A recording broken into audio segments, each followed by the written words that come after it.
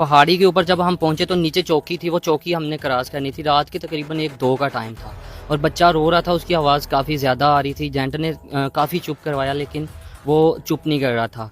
तो 1-2 दफ़ा चुप नहीं हुआ, वो जब बोला उसको नहीं करवाया उसने चुप, तो जेंट ने उसको पकड़ के पहाड़ी से नीचे फेंक दिया और वो जो उसकी माँ थी वो तो वहाँ बेहोश हो गई थी। लेकिन जो हम साथ बैठे थे, हमारा जो हाल था, हमारा तो उससे भी बदतर। तो उसका कहना ये था कि अगर मैं ना फेंकूंगा तुम सब लोग पकड़े जाओगे, मैं भी पकड़ा जाऊंगा, वो मार देंगे ये वो। उसने बच्चे को पकड़ा और नीचे फेंक दिया। सिर्फ 1 सेकंड के लिए, 2 सेकंड के लिए उसकी आवाज़ आई नीचे जाते हुए, बाद में उसकी आवाज़ बंद हो गई वो बच्चे की।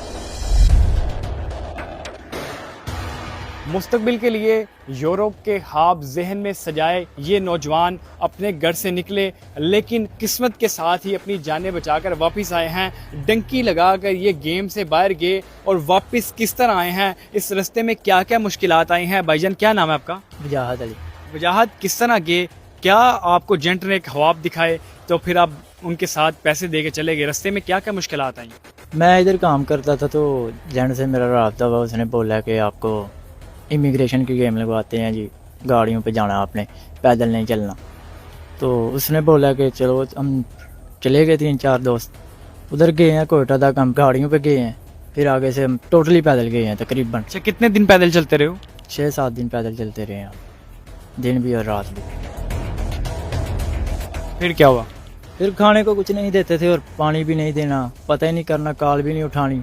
बहुत नंबरों से कॉल की है उनको लेकिन कॉल नहीं थे उठाते। रास्ते में कोई खौफनाक क्या मंजर देखे आपने? उधर इंसानी हड्डियाँ, ढांचे, सब कुछ उधर पड़ा होता था।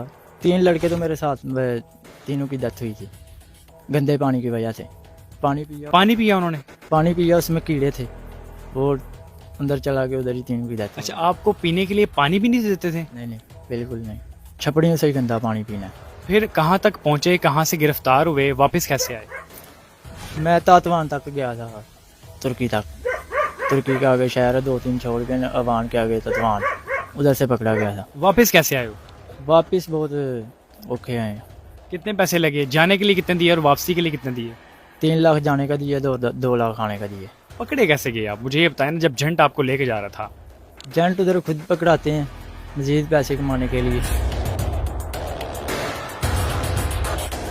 क्या ख्वाब लेकर आप जेंट की बात मानकर गए और वापस कैसे आए? जैसे ये भाई बता रहे थे कि 3 जो इनके दोस्त थे वो रास्ते में अल्लाह को प्यारा हो गया, आपने क्या खौफनाक मंजर देखा रास्ते में? ये बिल्कुल ऐसा ही हुआ कि कोयटा तक तो गाड़ियों में सफ़र था। जब कोयटे से आगे हम पंजगुर बॉर्डर के ज़रिए जब हम ईरान में इंटर हुए हैं तो वहाँ जो टोटल सफ़र था, पहले तो सहरा था, रेत ही रेत हो हर तरफ और गर्मी की शिद्दत भी काफ़ी थी। तो वहाँ से पहाड़ियों का सफ़र हमारा शुरू हुआ। पहाड़ियों के सफ़र में टोटल जो दिन रात का सफ़र था वो पैदल था।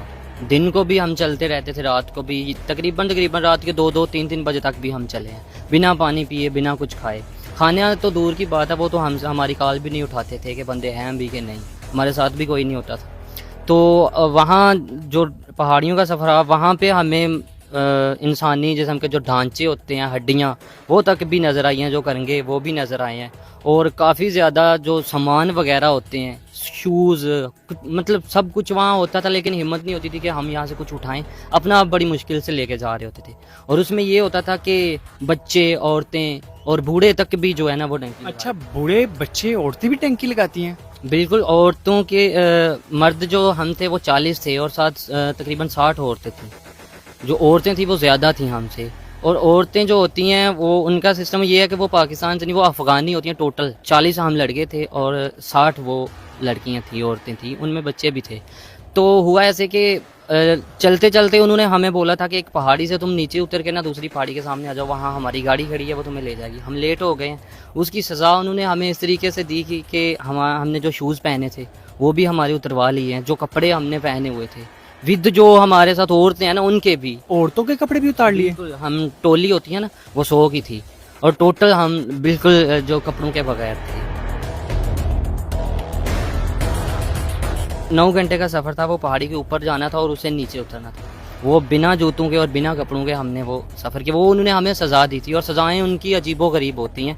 मेरे साथ जो 2 लड़के थे वो मेरे साथ वहाँ से जो आए, वो एक के इधर बांस पकड़ के बीच में से फायर निकाल देते थे और दूसरी बात कि उसके ऊपर पानी फेंकते थे कि ये गल जाए, और उनसे इतनी स्मेल आती थी कि पास बैठा नहीं जाता। वहाँ पर जो औरतों के बच्चे होते हैं वो भी ये सफ़र करते हैं, मुश्किलात देखते हैं? बिल्कुल। जो औरतें, मतलब जिस टोली में मैं था ना, उस टोली में ये था कि जो पहाड़ी के ऊपर जब हम पहुंचे तो नीचे चौकी थी, वो चौकी हमने क्रॉस करनी थी। रात के तकरीबन 1-2 का टाइम था और बच्चा रो रहा था, उसकी आवाज़ काफ़ी ज़्यादा आ रही थी। जेंट ने काफ़ी चुप करवाया लेकिन वो चुप नहीं कर रहा था। तो 1-2 दफ़ा चुप नहीं हुआ, वो जब बोला उसको नहीं करवाया उसने चुप, तो जेंट ने उसको पकड़ के पहाड़ी से नीचे फेंक दिया और वो जो उसकी माँ थी वो तो वहाँ बेहोश हो गई थी। लेकिन जो हम साथ बैठे थे, हमारा जो हाल था, हमारा तो उससे भी बदतर था। उसका कहना ये था कि अगर मैं ना फेंकूंगा तुम सब लोग पकड़े जाओगे, मैं भी पकड़ा जाऊंगा, वो मार देंगे ये वो। उसने बच्चे को पकड़ा और नीचे फेंक दिया। सिर्फ 1 सेकंड के लिए, 2 सेकंड के लिए उसकी आवाज़ आई नीचे जाते हुए, बाद में उसकी आवाज़ बंद हो गई वो बच्चे की। अच्छा, अब भी ऐसे कोई नौजवान है जो डंकी लगाकर बाहर जाना चाहते हैं, उनको क्या मैसेज देना चाहें, क्योंकि आपने तो सारा मंजर देखा ना?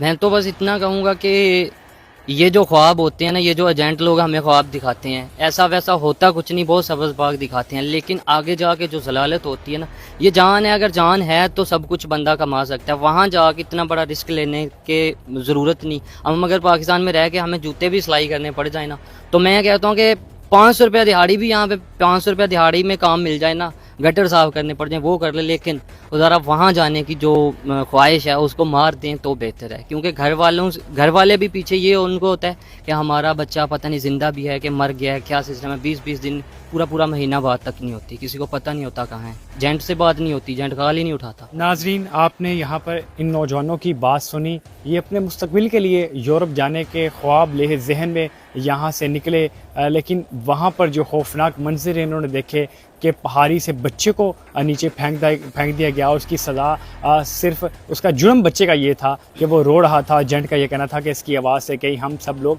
पकड़े न गए। तो देखने वालों के लिए इस स्टोरी का सबक यही है कि आप अपने बच्चों को डंकी लगाने और गेम के ज़रिए कभी बाहर ना भेजें, वरना ये जो डेड बॉडियां हैं वो आती रहेंगी।